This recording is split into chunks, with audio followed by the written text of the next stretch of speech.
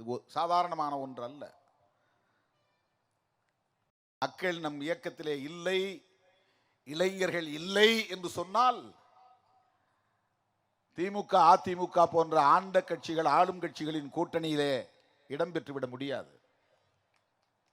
சில பேர் போகிற போக்களே, என்ன திமுகவோடு இருக்கிறீர்கள், அதிமுகவோடு கூட்டணி வைத்துக் கொண்டீர்கள், அதிலே உங்களுக்கு இப்படி ஒரு அங்கீகாரம் கிடைத்திருக்கிறது, இது ஒரு பெரிய வெற்றியா என்று ஏளனம் பேசுகிறார்கள், ஏகடியும் பேசுகிறார்கள். தமிழ்நாட்டில் திமுக, அதிமுகவுக்கு பிறகு தோன்றிய கட்சிகள் எல்லாம் தேர்தல் களத்திலே தனித்து போட்டியிட்டு தங்களுக்கென்று ஒரு வாக்கு வங்கியை உருவாக்கி உறுதிப்படுத்தி நிரூபித்து காட்டிய பிறகுதான் கூட்டணியிலே இடம்பெற முடிந்தது. பாமக தனித்து பலமுறை நின்று தங்களுக்கு இவ்வளவு சதவீத வாக்குகள் இருக்கிறது என்பதை உறுதிப்படுத்திய பிறகுதான் அதிமுகவோடு கூட்டணி சேர்ந்து அங்கீகாரத்தை பெற்றது. மதிமுக அப்படி தனித்து நின்று தனக்கென்று ஒரு வாக்கு வங்கி இருக்கிறது என்பதை உறுதிப்படுத்திய பிறகுதான் அதிமுகவோடு கூட்டணி சேர்ந்து அங்கீகாரத்தை பெற்றது. விஜயகாந்த் தனித்து நின்று 8% வாக்கு தனக்கு இருக்கிறது என்பதை உறுதிப்படுத்திய பிறகுதான் அதே அதிமுகவோடு இணைந்து எதிர்க்கட்சியாக முடிந்தது. இப்படி தோன்றிய பல கட்சிகள், நமக்கு முன்னால் சமகாலத்தில் தோன்றிய கட்சிகள் தனித்து நின்று வாக்கு வங்கியை உறுதிப்படுத்திய பிறகுதான் அடுத்த பாய்ச்சலுக்கு அணியமாக முடிந்தது. தமிழ்நாட்டு அரசியலில் அப்படி தனித்து நிற்காமலேயே தாக்கு பிடித்து நிற்கிற இயக்கம், சொந்தமாக வாக்கு வங்கி எவ்வளவு என்று உறுதிப்படுத்தாமலேயே திமுகவுக்கு இந்த கட்சி வேண்டும் அல்லது அதிமுகவுக்கு இந்த கட்சி வேண்டும் என்று ஆண்ட கட்சிகளே விடுதலை சிறுத்தைகளை விரும்பக்கூடிய அளவுக்கு இன்றைக்கு நிற்கிறோம் இந்த களத்தில் என்று சொன்னால் இது வெறும் சாதி அடிப்படையிலான தேர்வு அல்ல. ஒரு சாதி அடிப்படையிலான வாக்குக்காக நம்மை தேர்வு செய்து விட்டார்கள் என்று சொன்னால் அது அபத்தம். விடுதலை சிறுத்தைகள் வலுவானவர்கள், மக்கள் செல்வாக்குள்ளவர்கள். அவர்களை நம்மோடு வைத்துக் கொள்வதன் மூலம் நமக்கு வாக்கு வங்கி பரிமாற்றம் நடக்கிறது. இதை உணர்ந்துதான் தேர்தல் களத்தில் வாக்கு வங்கியை உறுதிப்படுத்தாத ஒரு இயக்கத்தை 25 ஆண்டுகளாக கூட்டணியிலே வைத்திருக்கிறார்கள். இது சாதனை, இது விடுதலை சிறுத்தைகளின் சாதனை. மூன்றாவது அணியிலே எங்களை சேர்த்துக் கொள்ளுங்கள் என்று நாம் போய் கேட்கவில்லை. அதைத்தான் பீட்டர் அல்போன்ஸ் இங்கே பேசினார். கடற்கரையிலே பேசி பேசி மெல்ல மெல்ல நகரத்துக்குள்ளே அழைத்து வந்து ஒரு ஹோட்டலிலே உட்கார வைத்து இவர்களை திருத்த முடியுமா என்றால் என்ன பொருள்? எங்கள் நிலைப்பாட்டில் இருந்து மாற்ற முடியுமா? எங்கள் நிலைப்பாடு என்றால் என்ன? தேர்தல் எங்களுக்கு தேவையில்லை, அதுதான் நிலைப்பாடு. நாங்கள் மக்களுக்கு உழைக்கிறோம், தேர்தல் வேண்டாம். நீங்கள் சட்டமன்றத்திற்கு வர வேண்டும், நாடாளுமன்றத்திற்கு வர வேண்டும், அங்கே உங்கள் குரல் ஒலிக்க வேண்டும், உங்கள் உரிமை குரல் அங்கே ஒலிக்க வேண்டும் என்று நம்மை மூளை செலவை செய்து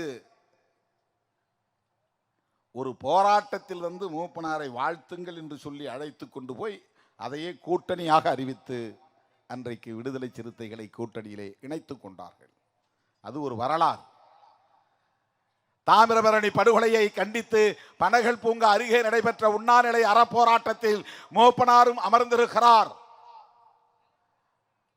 புதிய தமிழகம் கட்சியின் தலைவரும் அமர்ந்திருக்கிறார். நீங்கள் அவர்களை வந்து வாழ்த்துங்கள், அது போதும், கூட்டணிக்கு வேண்டாம் என்றுதான் சொல்லி அழைத்து போனார்கள். அங்கே போய் நான் மூப்பனாரோடு நின்றதும் அருகிலே என்னை அமர வைத்ததும் அதுவே செய்தியாகிவிட்டது. மூன்றாவது அணி உதயம். திருமாவளவன், மூப்பனார், கிருஷ்ணசாமி ஆகியோர் மூன்றாவது அணியை உறுதிப்படுத்தி விட்டார்கள் என்று செய்தியாகிவிட்டது. அப்படித்தான் நாம் தேர்தல் அரசியலில் இறங்க முடிந்தது. அதன் பிறகு திராவிட முன்னேற்ற கழகத்தோடு 2001 நாம் கூட்டணி சேர்ந்தோம்.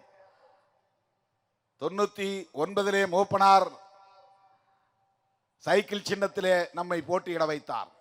தேர்தல் என்றால் என்னவென்றே தெரியாது, கண்ணை கட்டி காட்டில் விட்டது போல் கொண்டு போய் இறக்கி விட்டார்கள். என்ன செய்வதென்றே தெரியாது. திட்டமிட்ட ஒரு வன்முறை தமிழ்நாட்டு அரசியல் வரலாற்றிலேயே அப்படி ஒரு தேர்தல் வன்முறை நடந்திருக்காது. அதற்கு முன்பு 1952 1999 வரையிலும் அப்படி ஒரு எலக்டோரல் வயலன்ஸ் தேர்தல் வன்முறை நடந்திருக்காது.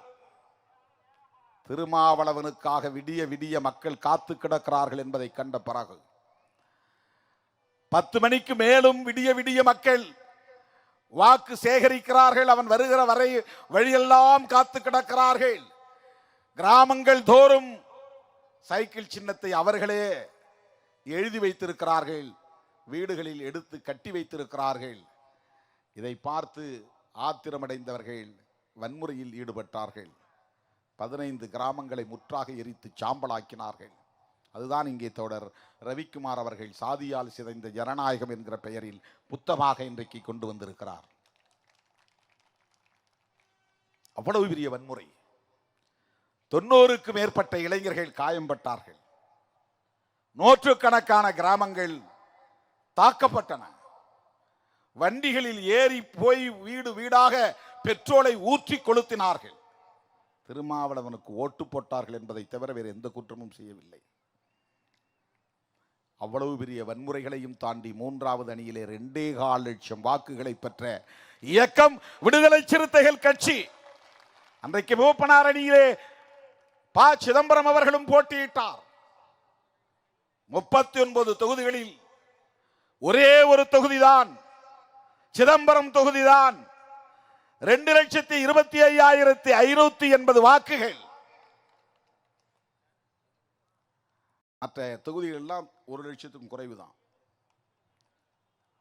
திரு ப. சிதம்பரம் அவர்கள் உட்பட 3வது அணியிலே கடுமையான வன்முறைகளை கடந்த நிலையிலும், வாக்குகள் தடுக்கப்பட்ட நிலையிலும், பூத் கேப்சர் வாக்குச்சாவடிகளை கைப்பற்றி அப்படியே அவர்களே குத்தி கொண்ட நிலையிலும் அவற்றையெல்லாம் தாண்டி நாம் பெற்ற வாக்குகள் 2.25 லட்சம். தேர்தலிலே நிற்கவில்லை, வாக்குகள் வாங்கவே இல்லை. ஊடகங்கள் எல்லாம் அவரை தூக்கி வைத்துக் கொண்டு அடுத்த முதலமைச்சர் இவர்தான் என்கிறார்கள். திருமாவளவன் ஒரு நடிகராய் இருந்திருந்தால், ஒரு தலித் அல்லாதவனாக இருந்திருந்தால் 1999 கொண்டாடி இருப்பார்கள். ஊடகங்களில் அது ஒரு செய்தியாக வரவில்லை, வன்முறைத்தான் செய்தியாக வந்ததே தவிர திருமாவளவன் பெற்ற 2.25 லட்சம் வாக்குகளை பற்றி செய்திகள் இல்லை, விவாதங்கள் இல்லை. இப்படி சொல்லிக்கொண்டே போகலாம் நாம் கடந்து வந்த பாதையை. நாம் சிந்திய குருதி மதிப்பீடு செய்ய முடியாதது.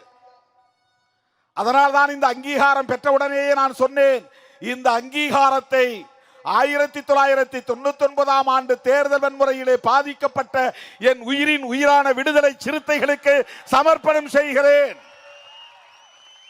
இந்த அங்கீகாரத்தை அவர்களுக்கு நான் காணிக்கையாக தருகிறேன். இன்றைக்கு 2 தொகுதியிலே நாம் பெற்ற வாக்குகள்.